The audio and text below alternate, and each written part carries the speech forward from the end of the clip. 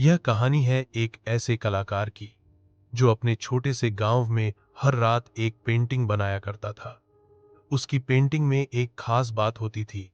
हर रंग, हर रेखा जैसे उसकी आत्मा बोल रही हो। सुबह होते ही वो अपनी बनाई हुई पेंटिंग को बाजार में 5,000 में बेच देता था। यही उसका रोज का रूटीन था और इसी से वो महीने का 15,000 कमा लिया करता था। उसकी जिंदगी शांत थी, लेकिन अब वो बूढ़ा होने लगा था। हाथ कांपने लगे थे, आंखें धुंधली हो गई थी। तभी उसने सोचा, क्यों ना ये कला अपने बेटे को सिखाई जाए। उसने बेटे को सिखाना शुरू किया। ब्रश पकड़ना, रंगों की समझ, रेखाओं में भाव भरना और सबसे जरूरी कला को बेचना। कुछ ही समय में उसका बेटा अपनी पहली पेंटिंग बनाता है और उसे बेचने बाजार जाता है।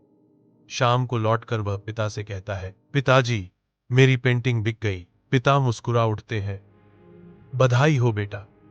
कितने में बिकी? हरा 100 में, बेटे ने जवाब दिया, लेकिन चेहरा उदास था। पिता बोले, उदास क्यों हो? पहली पेंटिंग बेचना अपने आप में बड़ी बात है। बेटा बोला, आप 500 में बेचते थे और मैंने सिर्फ 100 में। आप कुछ जानते हैं जो मैं नहीं जानता। मुझे और सिखाइए। पिता ने सिर हिलाया और उसे और भी बारीकियां सिखाने लगा। अगले दिन पेंटिंग ही 210 में बिकी, फिर 300 और फिर कई हफ्तों तक उसकी पेंटिंग ही 0 में बिकती रही। लेकिन वो सीखता रहा, रोज कुछ नया। और फिर एक दिन उसकी बनाई पेंटिंग 700 में बिक गई। खुश होकर वो घर आया और पिताजी से कहा, अब मैं सब सीख चुका हूं पिताजी।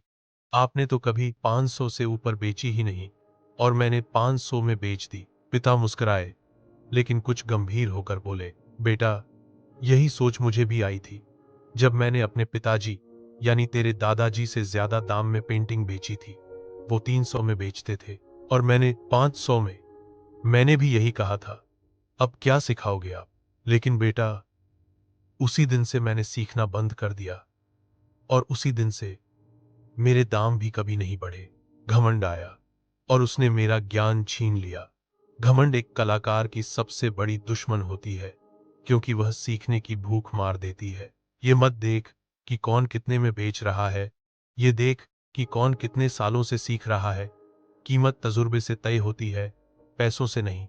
घमंड आपकी सफलता छीन सकता है, लेकिन उससे भी पहले वो आपकी सीखने की क्षमता छीन लेता है।